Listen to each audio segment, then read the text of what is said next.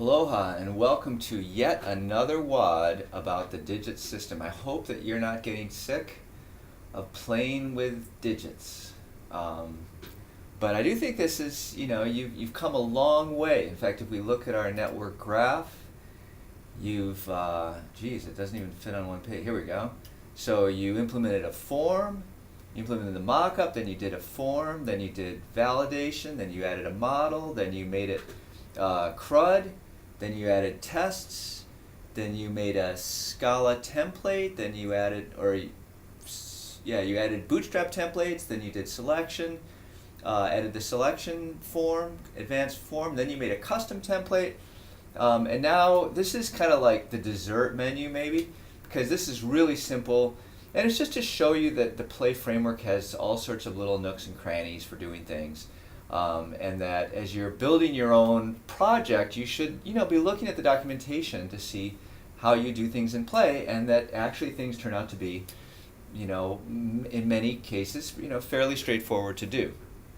In this case, what we're going to show is how you do initialization activities. So when the system starts up, normally you'd like things to happen, and where do you insert that code into Play, and I'm going to show you where you do that.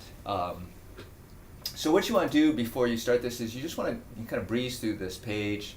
There's this global object, and basically you're just going to implement the global object up at the top level. You're going to override a method called onStart, and then inside there you do whatever you want to do. And what we're going to do, just for grins essentially, is initialize the system with a few contacts, which you've seen me type over and over my name, every time I bring up the darn thing. As you can see in this window down here, there's nothing in there, and so I always have to add somebody to it. So one thing you might want to do in an application is add sample data or whatever else you want to do, and this is what we'll do for this one. Okay? So obviously you're going to have to merge your branches back. I'm not going to go through that again. So the instructions are to start the timer, and then we're going to create a branch off of digits master called Init1. So we'll go over here, and we'll do Init1. And if you're using Git within IntelliJ or Git the command line, I hope that you're doing it as fast as I can do it with this, because if you can't do it that fast and you're mucking around, you should be trying to use the tools that make things easy to use. It's my opinion. Okay, perform QA, so we'll do a propeller shift I, check style, and no suspicious code found, and then what the heck, let's just run it from within Play for once. I keep running at the command line, I don't know why I always do that, but I'm sorry, we'll run it within IntelliJ so you can see we're making the system. And it says click to open tasks window. Why don't we do that? Never done this before. I really don't know what it's gonna. I don't know. Okay, so we'll run the integration tests. I don't know if this is faster or slower than the. But we get the green bar, so it means all the tests pass. I don't know if that's faster or slower than running from the command line, but anyway. Okay, so now we're going to create a global class and implement the onStartup method.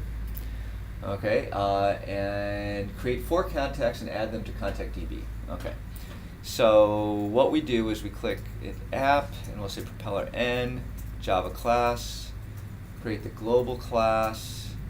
Do we want to add it to Git? And then actually we do need to kind of look at the documentation here to remember what it's supposed to be. So it's supposed to extend global settings. So we'll say extends, try to type it correctly, global settings. Okay, and then we'll do option return. So we do want play global settings, not play.api global settings, because that's what we see here. And then we'll make a little java.doc comment saying initialize system with 4 contacts. And then we'll do global and a propeller n, because we actually want to override methods. And the method that we want to override is the onStart method.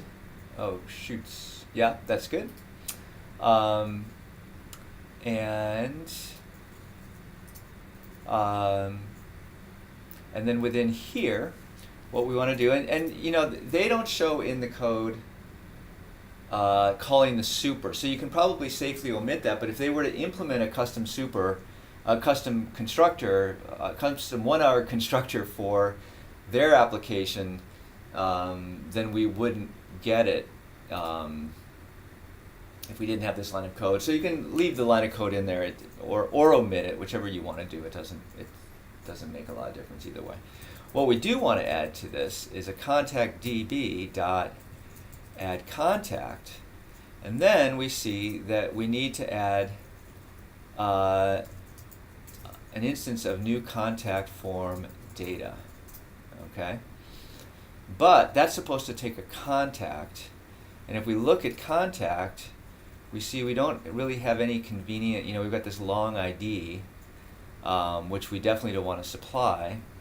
So we're stuck with, and then we look in here, and we don't really have anything convenient to do a sample data. So I think, you know, what I would do in this case is create a new constructor in contact form data, and what we want it to take is these 4 arguments.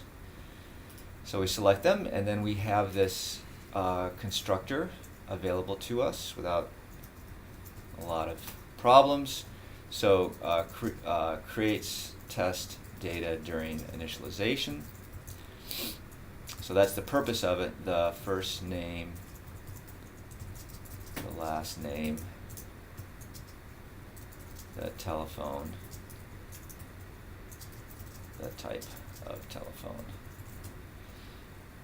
Okay, and then we can go back to global, and we can now say that our new contact form data is Philip Johnson.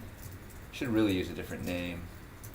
808-999-1111, and let's call that my mobile number. Okay, so that looks pretty good. So let's go back here and refresh and see what we get. Forgot to compile over here, so we get a compiler error. We'll see something, but we don't. Actually, it all works fine, and now we've got this sample data. So just to do, we're supposed to make 4 of them. So Philip Johnson, Joanne Johnson, Sam Johnson, and Gerald Johnson, and let's give them, you know, slightly different digits. They all got their mobile phones at the same time, and in fact Gerald uses this as his work number. So we'll save that out, refresh. Okay, and there we are. We're initializing ourselves with 4 different number, and if we change Gerald's, just to make sure things good, to his home number and go add, go back to home, Gerald's got a home number now. Okay, so this has preserved all of the other, you know, behaviors that we wanted. Let's get rid of those blank lines, and so now all we really have to do, I think, is just check to make sure that it still passes QA. So propel shift I. Probably I made a check style error someplace. Indeed I did. Global.java is missing package info file, so we can go up to app, propeller n, package info, add it to git, and it has nothing in it, which is just the way it is for this. Okay, no suspicious code found, so we've passed check style. And then we can do activator test. This time we'll run it from the command line just because I'm somehow getting in the habit of doing it that way.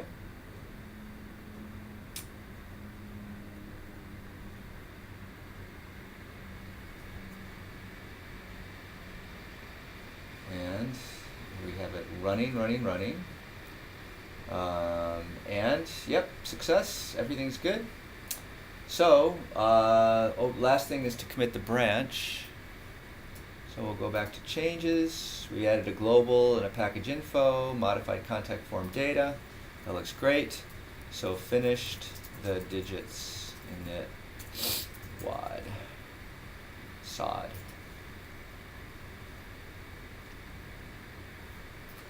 Okay, so we'll call that an 8-minute wad. Pretty straightforward. Hope you liked it. See you soon.